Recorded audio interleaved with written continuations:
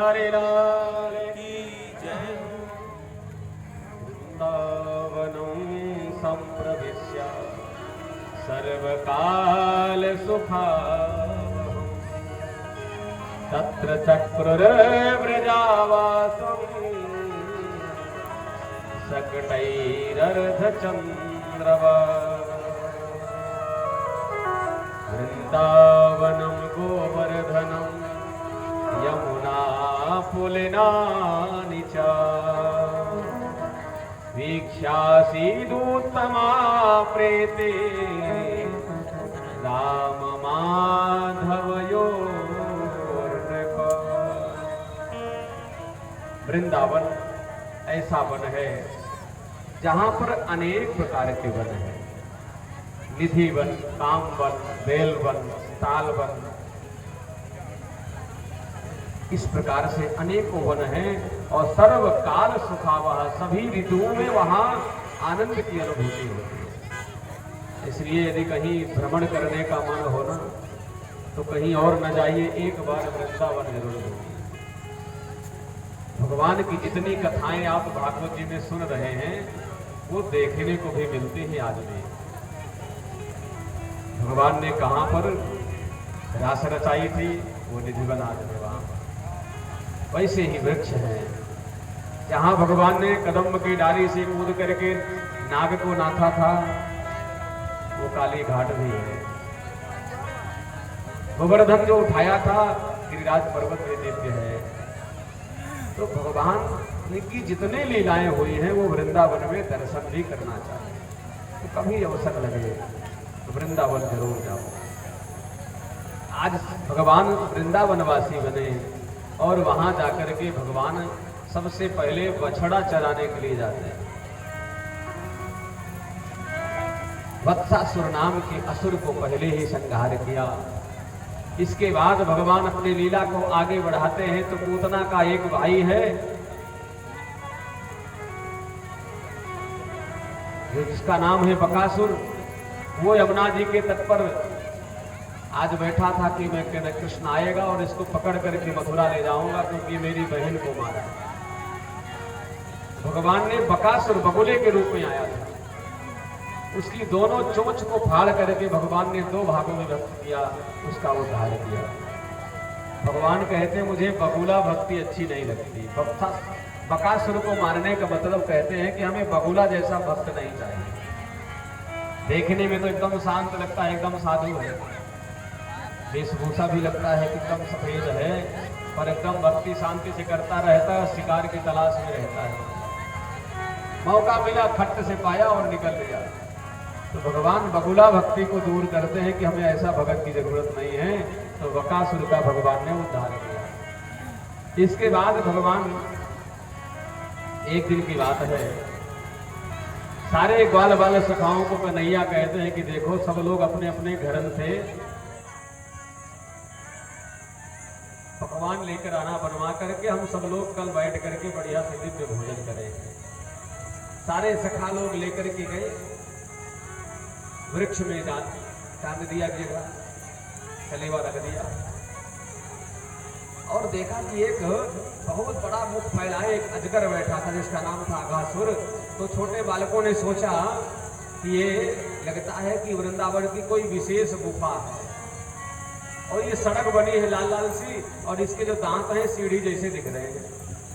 तो सारे सखाओं ने कहा कि देख कन्हैया यहाँ इतनी सुंदर गुफा है, चलो अंदर चले। भगवान ने कहा नहीं नहीं वो अंदर न जाओ, गुफा नहीं कुछ और है। तो सखा कहते हैं कि कोई और भी होगा तो हमारा सखा है ना कन्हैया हमारे साथ में, तो सब देख ले। वो सारे सखा मना करने के बाद भी चलते गए तो भगवान को भी अंदर जाना पड़ा। जैसे कन्हैया भी अंदर पहुंचे तो अघासुर अजगर के रूप में आया था, अपने मुख को बंद किया और भागने लगा मथुरा की ओर। कंस ने भेजा था उसे। भगवान अपने शरीर को बढ़ाना प्रारंभ किए और उसकी प्राण वायु को अवरुद्ध किया। बकासुर के उदर को फाड़ करके भगवान आज बाहर आए। मूर्छित हुए ग्वाल बाल सखाओं को उन्होंने जीवित किया और उनकी प्राण रक्षा किया। इस तरह से भगवान ने अघासुर का उद्धार किया। अघासुर है कौन? अघासुर का मतलब होता है, अघ माने होता है पाप। इसलिए भगवान कहते हैं कि कदाचित हमारे भक्तों से कोई पाप हो भी जाता है तो वो उस पाप को नष्ट कर दिया करता है। अब ये लीला सारे देवता लोग आकाश मंडल में देख रहे थे। भगवान आकर के सारे सखाओं के साथ प्रसाद पाने लगे, भोजन पाने लगे। सारे सखा चारों तरफ से बैठे हैं। बड़े सखा बाहर की घेरे में, फिर छोटे वाले और बीच में, बीचों बीच केंद्र में भगवान बैठे। बिभ्रत वेणु जठर पटयो श्रृंग वेत्रे चकुक्षे वामे पाणो मसड़ कवलम तत्फलानंगुलेषु तिष्ठन मध्ये सुपरिसुहतो हासयन्नमविस्वै स्वर्गे लोके मिषति भोजे यज्ञभुक बालके। सारे देवता लोग ऊपर से देख रहे, बीचों बीच कन्हैया अपना अपना पकवान पा रहे थे। मधुमंगल नहीं लाया था उस दिन कोई सामान भोजन के लिए, तो भगवान ने कहा मित्रता में कोई ब्राह्मण नहीं होता, तो दूर बैठ। तो वहां उनको बैठा दिया गया। सब पा रहे थे, सबकी कमी निकाले। मधुमंगल देख दे कन्हैया तेरी मैया को लड्डू बनावे ना आवे, तो थोड़ा थोड़ा सबसे लेकर के चखे और आनंद मनाए। थोड़ी देर बाद वो मधुमंगल गया और छाछ टांग के रखा था वृक्ष में, उसको उठा करके पीने लगा। कन्हैया ने देख लिया, अरे अभी तो ये कह रहा था मैं कुछ लाया नहीं और ये छाछ पी रहा है। तो छीना झपटी करने लगे, उसकी मटकी फूट गई, उसके शरीर में पूरा छाछ फैल गया। तो भगवान उसको चाटने लगे। ब्रह्मा जी ने सोचा कि भगवान इतनी दिव्य लीला कर रहे हैं, इनसे कोई और विचित्र लीला कराई जाए। जो देखना चाहते थे भगवान की लीला। तो आज भगवान ने क्या किया कि उनके बछड़ों को चुरा लिया, और जैसे चुराया, चुरा करके गुफा में रख दिया। भगवान कहते हैं सखाओ अभी थोड़ी प्रतीक्षा करो, हम बछड़ों को लेके आते। बहुत दूर तक ढूंढने गए, बछड़ों का कोई पता नहीं। लौट के आए तो ग्वाल वालों को भी ब्रह्मा जी ने गायब कर दिया, कहीं गुफा में डाल दिया। इधर सखा भी नहीं मिले। अब भगवान ध्यान लगाए कि आखिर ये हुआ क्या। स्मरण किया तो पता लगा कि ये ब्रह्मा जी का काम है। अब भगवान कहते हैं कि ब्रह्मा जी आपने थोड़ा सा रंग नंबर लगा दिया है। आपको तो मैं 5 मटेरियल देता हूँ, छित जल पावक गगन समीरा। तब आप सृष्टि का निर्माण करते, अब देखो मैं कैसी सृष्टि करता हूँ। तब भगवान स्वयं बछड़े बने, जिस स्वरूप, जिस रंग रूप के, जिस स्वभाव के, जिस आयु के जितने बछड़े थे उतने भगवान बन गए। और उतने ही ग्वाल बाल सखा, जिस आयु के, जिस स्वभाव के, जिस रंग रूप के जितने ग्वाल बाल थे उतने भगवान बन गए। और स्वयं घास चर रहे हैं और चरा भी रहे हैं। साल भर तक ये क्रिया भगवान करते रहे। एक दिन दाऊ भैया की दृष्टि पड़ी और वो देख रहे हैं कि जहां भी मैं देखता हूं कन्हैया मुझे दिखाई देता है, बछड़ों में भी मुझे कन्हैया दिखाई देता है, ग्वालों में भी। तो उन्होंने पूछ लिया लाला से, क्योंकि उस दिन दाऊ भैया गए नहीं थे। उन्होंने कहा क्यों रे लाला, मैं ये क्या देख रहा हूँ कि मुझे ना तो ये कोई देवता समझ में आ रहे हैं, ना तो ऋषि मुनि समझ में आ रहे हैं।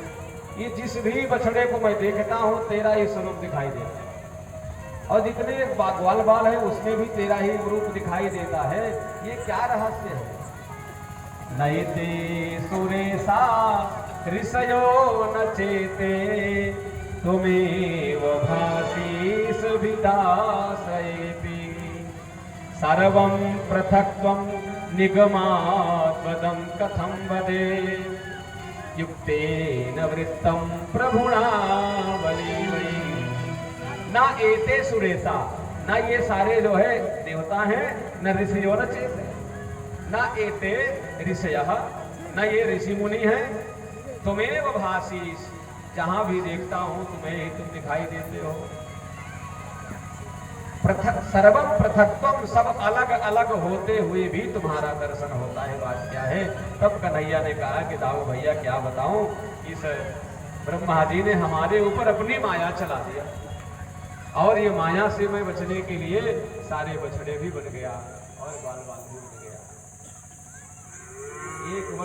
महाराज जब ब्रह्मा जी नीचे देखे तो वैसे बछड़े वैसे को, तो जहाँ छिपा करके रखे थे वहां दौड़ के गए तो वहां भी वैसे पड़े, फिर दौड़ के आए, फिर यहाँ देखा। अब वो समझ गए कि लगता है कि मैं रॉन्ग नंबर डायल कर दिया, अब कहीं ऐसा ना हो कि मेरी जो कुर्सी है ब्रह्मापद की वो चली जाए। तब ब्रह्मा जी भगवान की प्रार्थना करने के लिए आज ब्रजमंडल में पधारे हैं। एक स्थान पर भगवान चौमुखा गांव है गोवर्धन की तलहटी के पास, वहां पर आकर के ब्रह्मा जी जैसे सोने का डंडा होता है ऐसे भगवान के चरणों में साष्टांग प्रणाम किया।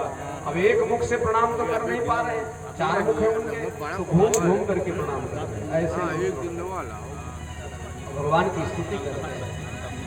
नवमी ध्यते प्रभुसे तडिदंबराय कुंजावतंस परिपिक्षल सन्मुखाय वन्यास्त्रदे कवलवेत्र विषाण वेणु लक्ष्मणस्ते मृदुपदे पशुपांगदाय।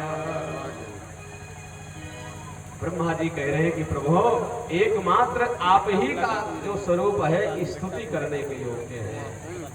मैं आपके चरणों में बारंबार प्रणाम करता हूँ।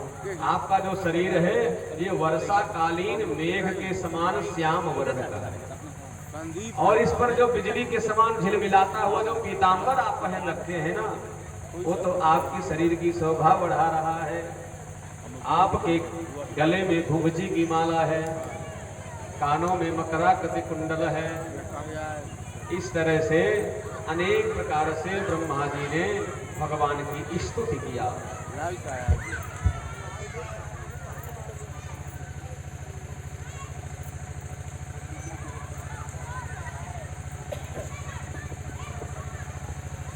श्री 40 श्लोकों में ब्रह्मा जी ने भगवान की स्तुति किया।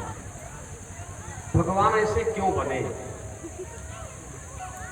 भगवान बछड़े क्यों बने और ग्वाल क्यों बने? बछड़े इसलिए बने क्योंकि भगवान को ब्रज की रज को चखना था, और ग्वाल वाल इसलिए बने क्योंकि समस्त माताओं को पुत्र का सुख देना था। प्रत्येक माँ को ऐसा लगे कि हम कन्हैया को ही दूध पिला रही हैं, सारी गायों को ऐसा लगे कि हम कन्हैया को ही दूध पिला रही हैं, तो सारे माताओं को पुत्र का सुख देना था। आज ब्रह्मा जी स्तुति करते करते 40 श्लोकों में स्तुति किया और 3 सूत्र मानव लोगों के लिए दिया। जीवन में ब्रह्मा जी के 3 सूत्र जो अपने जीवन में उतारता है उसे कभी कष्ट नहीं होता। ये हर एक मनुष्य के लिए है। कौन से 3 सूत्र हैं?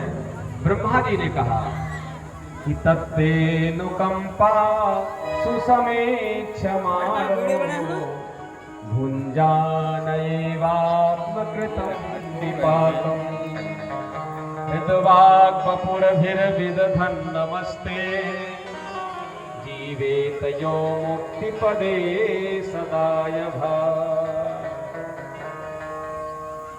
कह रहे हैं कि तत्तेनुकंपा सुसमीक्षमाणो, भगवान की कृपा का हर समय अनुभव करना, ये पहला सूत्र जीवन का।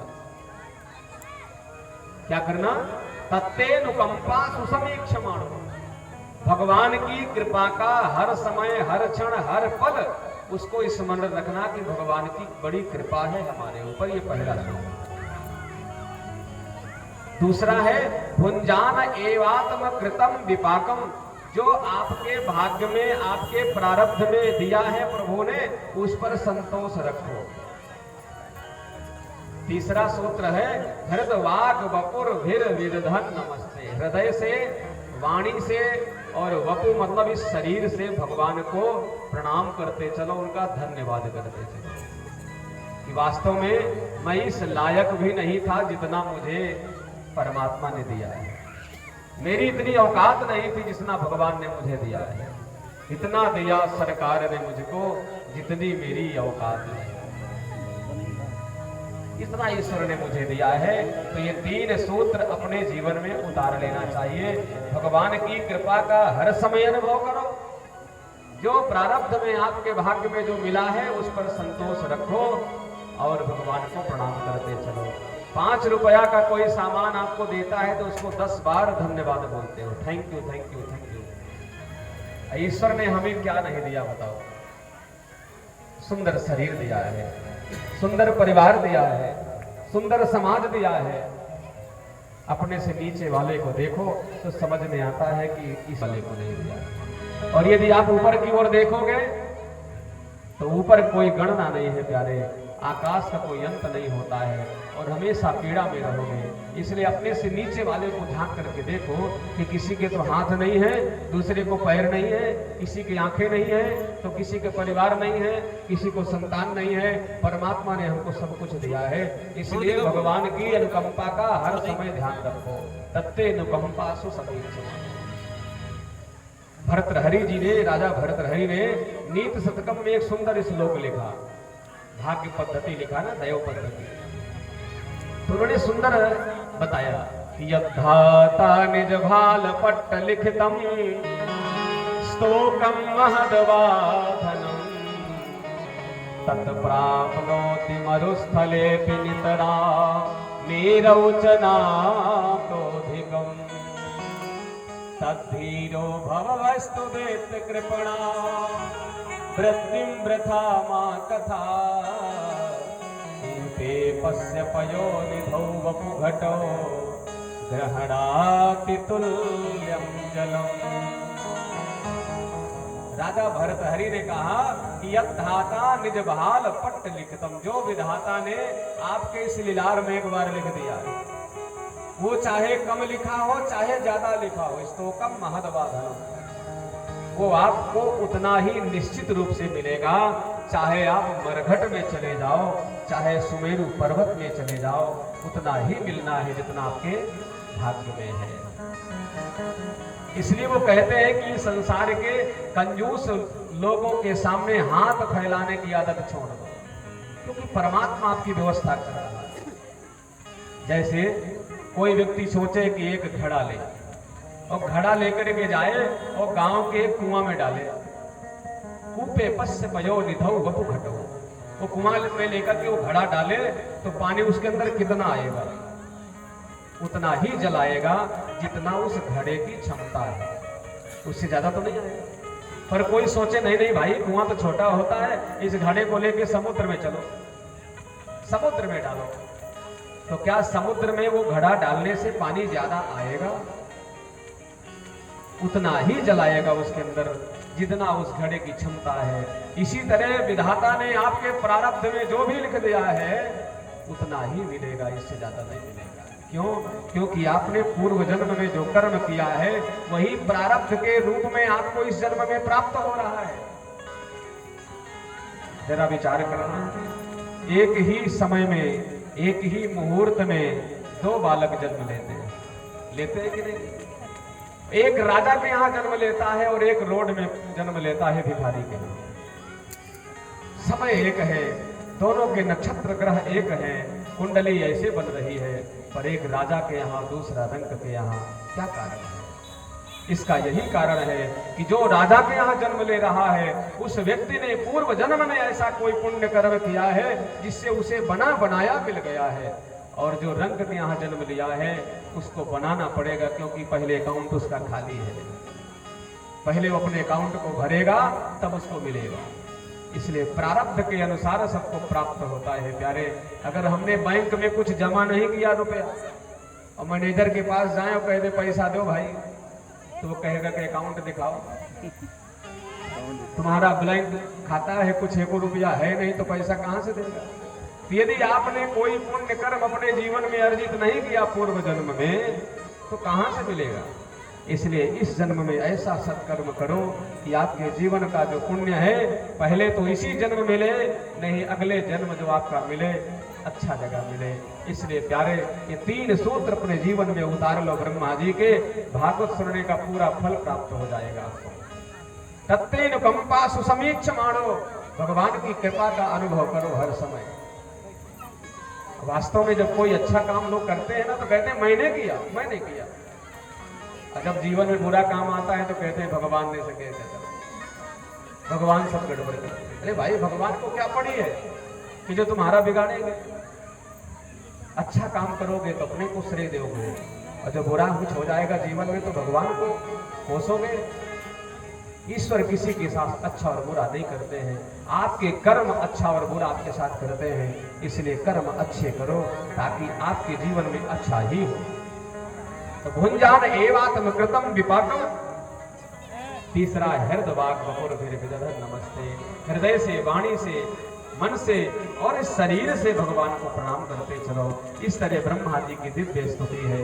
ब्रह्मा जी ने 40 श्लोकों में भगवान की स्तुति किया प्रणाम करके, और अपने धाम को चले गए। बोले भक्त वत्सल भगवान की जय हो। इसके बाद भगवान ने जंगल में फलों में अतिक्रमण कर रखा था धेनुकासुर। धेनुकासुर नाम के असुर का भगवान ने उद्धार किया और फल को स्वतंत्र कराया। फल को स्वतंत्र कराने के बाद भगवान जल को स्वतंत्र करा रहे हैं, यानी यमुना महारानी में काली नाग का उद्धार करते हैं। ये क्या है? देखिए भागवत में आप लोगों ने ये जो हम सुना रहे हैं तो हो सकता है आपकी दादी और नानी ने कहानियों में सुना दिया होगा। ऐसा कोई व्यक्ति नहीं जिसको मालूम ना हो कि भगवान ने काली नाग को नाथा, यमुना जी को दूषित होने से बचाया। भगवान ने धेनुकासुर को मारा। पर ये क्या है, इसका रहस्य क्या है? हमको कथाओं से सार ग्रहण करना है, कहानी से कुछ मिलने वाला नहीं है। इसका मतलब क्या है? इसका मतलब यह है भगवान पर्यावरण संरक्षण का संदेश आपको दे रहे हैं, आप समझ नहीं पा रहे। नई युवा पीढ़ी कहती है कि हमें भागवत से क्या मिलेगा, हम क्या सीखे भागवत से? तो ये भागवत कामधेनु गाय है, जो जैसा है, जिस अवस्था में है, जिस योग्य है, अपने अपने मतलब की चीज का दोहन कर सकता है। भगवान ने मिट्टी खाई। मिट्टी क्यों खाई? मिट्टी का शोधन किया। यदि आपकी भूमि शुद्ध रहेगी तो आप स्वस्थ रहोगे। पंच महाभूत है ना, क्षिति जल पावक गगन समीरा। तो सबसे पहले क्षिति माने पृथ्वी। पृथ्वी को, मिट्टी इसको खा करके भगवान ने मिट्टी का शोधन किया कि आजकल जो इतने कीटनाशक चीजें प्रयोग हो रही हैं, पैदावार बढ़ाने के लिए लोग दुनिया भर के कीटनाशक पदार्थ डाल रहे हैं, उससे अनेक प्रकार की बीमारियां हो रही हैं। भगवान ने कहा यदि मिट्टी दूषित हो जाएगी तो तुम्हारा जीवन भी दूषित हो जाएगा, आगे जी नहीं पाओगे प्यारे। जल को, क्षिति जल, जो आगे चल के काली नाग ने यमुना महारानी को शुद्ध किया, तो इसलिए संदेश दिया कि जल को शुद्ध रखो, स्वस्थ स्वच्छ रखो और सुरक्षित रखो। ये बहुत बड़ी समस्या है हमारे देश की। अभी आप लोगों को 10-20 वर्ष पहले जाइए तो हर गांव में लबालब तालाब भरे रहते थे, नदियां खूब बहा करती।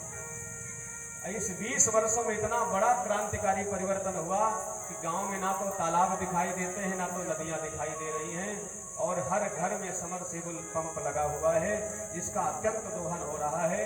लोग नल चला करके विधिवत स्नान करते हैं और पानी बेकार बह रहा है।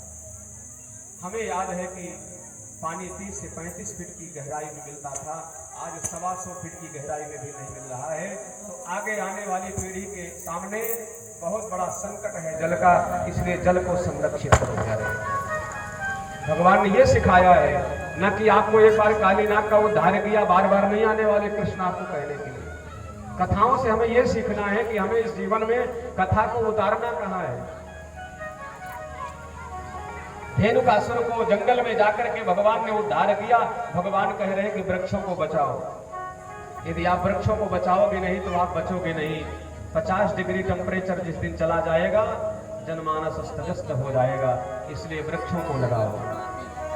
जब आपके किसी भी संतान, किसी बेटा बेटी का जन्मदिन हो तो उससे केक मत कटवाओ, उसको एक पेड़ ला करके दो और उसको कहो कि जाओ इस पेड़ को लगा करके आओ, इस पर रोज पानी डालो, आपके जीवन के साथ इसकी भी उम्र बढ़ेगी और ये 10 लोगों को जीवन देने वाला होगा। इसलिए वृक्ष लगाओ, भगवान ने ये सिखाया कथा। अभी आगे चल करके भगवान गोवर्धन उठा रहे हैं, पर्वत के संरक्षण करने की बात भगवान सिखा रहे हैं, पर हम तो केवल कथा सुनने के लिए आए हैं, उसे कुछ सीखने तो आए नहीं।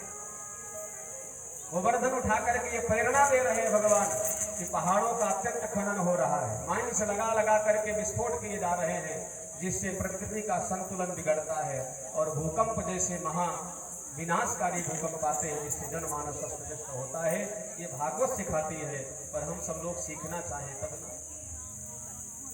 केवल भागवत आपको जीवन जीना सिखाती है।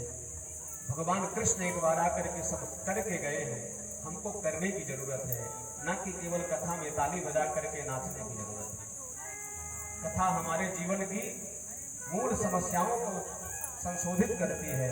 इसलिए आजकल की जो युवा पीढ़ी है, पढ़ी लिखी लोग हैं, इनके लिए ये पर्यावरण संरक्षण की व्यवस्था है। यही काली नाग का उद्धार है, यही धेनुकासुर का उद्धार है। आगे चलकर के शिष्टाचार में रहने की मर्यादा भगवान ने बताई।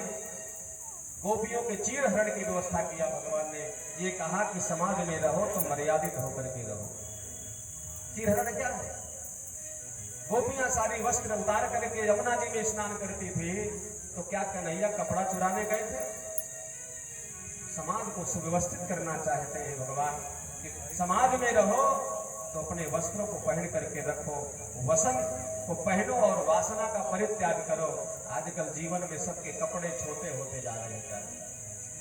इसलिए भगवान समाज को सुव्यवस्थित करने के लिए, गोपियों को शिक्षा देने के लिए, गोपियों के माध्यम से हम सब लोगों को शिक्षा देने के लिए चीर हरण किया है, कि ताकि आप लोग वस्त्र पहन करके रहें।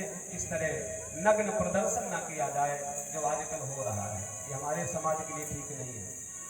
हमारे घर की बहू बेटियां हैं जो आजकल निर्लज्ज होती जा रही हैं, जो समाज के लिए घातक है। और घर के लोग प्रेरणा भी देते हैं। मैं कहता हूँ मेरी आवाज़ बहुत दूर दूर तक जाती है, थोड़ा कटु बोलता हूँ, पर जिसको बुरा लगे 2 रोटी खाने अपने घर में मेरा क्या कर लोगे, मैं चला जाऊँगा 2 दिन बाद। समाज की जिम्मेदारी हम सबकी बनती है। भगवान कथा के माध्यम से करके सिखा रहे हैं, पर हम सीखना नहीं चाहते। बेटियां रील बना रही हैं, ऐसे ऐसे रील बना रही मोबाइलों में कि शायद देखो तो सब लोग शर्म के मारे डूब जाएं। पर हम ना कोई उन पर अंकुश लगाने वाला है, ना तो वो स्वयं समझ सकती है। तो ऐसे लोगों के लिए कथा बनी है कि कथा में आओ और यहाँ से कुछ शिक्षा लो। संस्कारवान समाज की व्यवस्था होनी चाहिए। यदि आप संस्कार भूल जाओगे तो समाज पशुवत हो जाएगा। कैसा हो जाएगा? जैसे पशु होते हैं ना, उनका ना खाने का ढंग, ना बैठने का ढंग, ना कुछ करने का ढंग, ऐसे मनुष्य का भी हो जाएगा। कथा हमें ये सिखाती है, कथा से ऐसी प्रेरणा लेनी चाहिए। भगवान ने अग्नि का 2 बार पान किया है, अग्नि तत्व को शुद्ध किया है। व्योमासुर का भगवान ने उद्धार किया, इससे आकाश तत्व का संशोधन किया है कि आकाश में भी ये मनुष्य पहुंच चुका है, वहां भी अतिक्रमण हो रहा है, इतना ज्यादा वायु प्रदूषण हो रहा है। तृणावर्त जो है, जो वायु के रूप में आया है, तो तृणावर्त के रूप में भगवान ने वायु का संशोधन किया है कि वायु भी आपकी बड़ी दूषित हो गई है। इसलिए इस पर भी ध्यान देने की जरूरत है। ये हमारी कथाएं पर्यावरण को संरक्षित करने के लिए है, जो आपको नई चीज मिल रही है। आपने बहुत सुना होगा कथाएं, पर इससे हमें क्या मिलना है, ये चीज आपको प्राप्त हो रही है। इसके बाद भगवान ने आज गोवर्धन धारण किया है। मैंने उसका महत्व तो बता ही दिया कि गोवर्धन धारण करने का एकमात्र उद्देश्य ही है कि पर्वतों का भी संरक्षण किया जाए। यदि प्रकृति में जरा सा भी छेड़छाड़ होती है तो फिर प्रकृति आपको छोड़ती नहीं है। भयंकर तुर्की जैसा भूकंप आता है, और तुर्की में विनाश हुआ है, 1 साल पहले आया था। ऐसे जैसे हमारे केदारनाथ घाटी में बादल फटे और इतना बड़ी महाविनाशकारी आया, सैलाब इसी तरह होता है। जब आप प्रकृति से छेड़छाड़ करोगे तो प्रकृति का संतुलन बिगड़ेगा और फिर उससे जनमानस अस्त व्यस्त होगा। इसलिए भागवत की कथा हमें जीवन जीने के लिए कला सिखाती है। तो एक दिन प्रातः काल उठे कन्हैया तो देखा मेरी मैया आज सुंदर सुंदर पकवान बनाए रही थी। कन्हैया ने जाकर के मैया से पूछा कि उन्हें मैया आज क्या बना रही हो? तो मैया ने कहा कन्हैया आज हम लोग इंद्र की पूजा करने जा रहे हैं, इसलिए हम सुंदर पकवान बना रहे हैं। कन्हैया ने कहा मैया ये इंद्र कौन होता है, इसकी पूजा हम क्यों करें? मैया ने सोचा कि ये बालक है, इसको प्रश्न करने की आदत है, हमसे प्रश्न के ऊपर प्रश्न करेगा, हम उत्तर दे नहीं पाएंगे। उन्होंने कहा देख लाला, मेरा समय बर्बाद न कर, जा दादा से पूछ, बाबा से पूछ। छोटे बालक होते हैं, उन्हें कुछ जिज्ञासा रहते हैं, कुछ बोलने की, कुछ पूछने की। आपसे बार बार प्रश्न करते हैं तो उनके प्रश्न को इग्नोर ना किया करिए। वो जैसा प्रश्न करते हैं उसको उत्तर बताइए, उनको समझाइए, वो कारण जानना चाहते हैं। इसी तरह भगवान कृष्ण भी पूछना चाहते। जब मैया ने सोचा मैं इसको बोल नहीं पाऊंगी, तो जब बाबा के पास पूछ, तो बाबा से जाकर के पूछते हैं कि बाबा ये इंद्र कौन है। तो बाबा ने समझाया कि देख लाला, ये इंद्र हमारा भगवान है। कैसे भगवान है?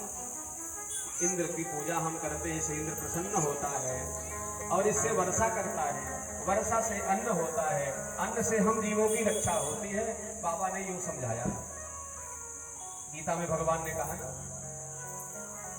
अन्नाद भवति भूतानि पर्जन्यात् संभवः, यज्ञात् भवति पर्जन्यो यज्ञः कर्म समुद्भवः। अन्न से प्राणियों की रक्षा होती है, वर्षा से अन्न होता है, इसलिए हम लोगों को यज्ञ करना चाहिए। तब कन्हैया ने कहा कि बाबा, कर्मणा जायते जंतुर कर्मणैव विलीयते, सुखम दुखम भयम क्षेमम कर्मण्यैवाभिपद्यते। ये जो जीव आता है ना संसार में, अपने कर्म के अनुसार आता है और कर्म के अनुसार जाता है। सुख दुख हानि लाभ ये सब कर्म के अनुसार प्राप्त होते हैं। बाबा, ये इंद्र कौन है? इंद्र का तो काम है वर्षा करना, वायु का काम है कि बराबर गति से चलना, सूर्य का काम है अपने समय से निकलना, चंद्रमा का काम है कि समय से निकलना, क्योंकि भगवान के बनाए हुए नियमों में ये सब बंधे हुए हैं। सूर्य भगवान ये नहीं कह सकते कि एक हफ्ते की छुट्टी लगा दो मेरी, मैं बाद में आऊं। चंद्रमा ये नहीं कह सकते कि और टाइम कर लो सूर्य भगवान हमारा, 2 घंटे थोड़ा और देख लेना, मैं बाद में आऊंगा। क्योंकि भगवान के बनाए नियमों में एक क्षण भी देर नहीं होनी चाहिए, ऐसे सारी प्रकृति काम करती है। वायु ये नहीं कह सकती है कि हम सगवारा में चलेंगे, लोहदा में नहीं जाएंगे, क्योंकि भगवान के नियम से बने हुए हैं। ये जब सारा सिस्टम भगवान से चलता है तो इंद्र का काम है वर्षा करना। इसलिए पूजा यदि करनी है आपको तो गोवर्धन की करो ना। हमारा गोवर्धन जो गिरिराज है, ये हमारी गौ में चरती है वहां पर, और गाय चर के आती है, हमको दूध देती है, हमें दूध से हम हृष्ट पुष्ट होते हैं, तो गोवर्धन की पूजा करते। और बाबा भी उनको मना नहीं कर पा रहे। बाबा कहते हैं कि कन्हैया, क्या तेरा गोवर्धन प्रसाद पाएगा? उनका हाँ पाएगा। भाई चल, तेरी इच्छा है तो गोवर्धन की पूजा करो। तो भगवान सारे वृंदावन वासियों को लेकर के गोवर्धन पहुंचे। गोवर्धन को साफ सफाई किया गया, झाड़ा पोहारा गया। जिसके बाद भगवान कहते हैं कि सब लोग घड़े में पानी लेके आओ यमुना जी से और गोवर्धन जी को स्नान कराओ। गोवर्धन जी दूर, यमुना महारानी कितने किलोमीटर दूर वहां से। एक घड़ा लेके आओ, आदमी तो थक जाए। कन्हैया, तेरा 7 कोस का गोवर्धन, और हम कैसे नहलाएंगे इसको? तब कन्हैया ने वहां पर मानसी गंगा को प्रकट किया। बोली गंगा महारानी की। मानसी गंगा के द्वारा उस गोवर्धन जी को सुंदर स्नान कराया गया, उनका पूजन किया गया। पूजन करने के बाद परिक्रमा कराई गई। सब लोगों से कहते हैं कि आगे परिक्रमा करो। परिक्रमा क्यों किया जाता है? परिक्रमा इसलिए किया जाता है कि तुम यदि चलोगे तो तुम्हारे हाथ पांव सुरक्षित रहेंगे। इसलिए एक्यूप्रेशर का काम करता है परिक्रमा करने के लिए। इसलिए पर्वतों की परिक्रमा की व्यवस्था बनाई कि आपका स्वास्थ्य अच्छा रहेगा। पर आजकल लोग क्या करते, परिक्रमा लगाओ, लगातार 2 महीना लगाओ, देखो अगर घुटने का दर्द रह जाए तो बताओ, अगर कहीं भी दर्द रहे तो बताओ। इसीलिए व्यवस्था बनाई। तो भगवान ने गिरिराज जी की पूजन कराया, और पूजन लगाने के बाद परिक्रमा लगाई। अच्छा, अब एक बात बताओ कि कितने लोग गोवर्धन जी की परिक्रमा लगाए? जरा हाथ उठाओ। संख्या बहुत कम है, इसको बढ़ाओ। अच्छा, कामतानाथ जी कितने लोग गए हैं दर्शन करने को? हाँ, ये तो ठीक।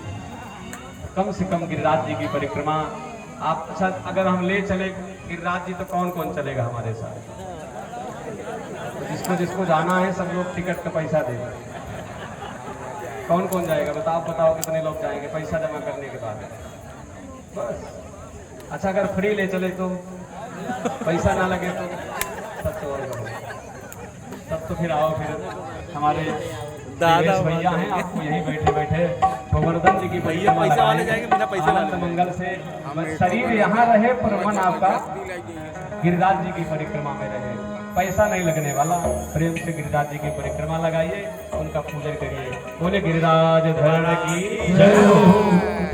मैं तो गोवर्धन को जाऊं निर्भी, ना माने मेरो मनवा। मैं तो गोवर्धन को जाऊं निर्भी, ना माने मेरो मनवा। मैं तो गोवर्धन को जाऊं मनवा। मैं तो गोवर्धन को जाऊं निर्भी, ना माने मेरो मनवा।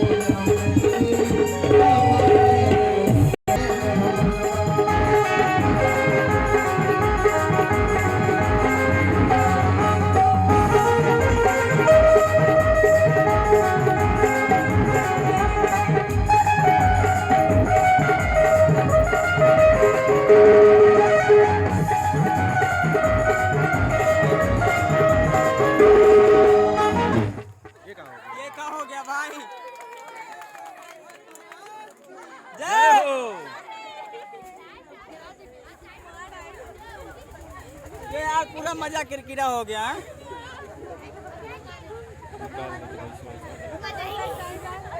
आ गई फिर से स्टार्ट।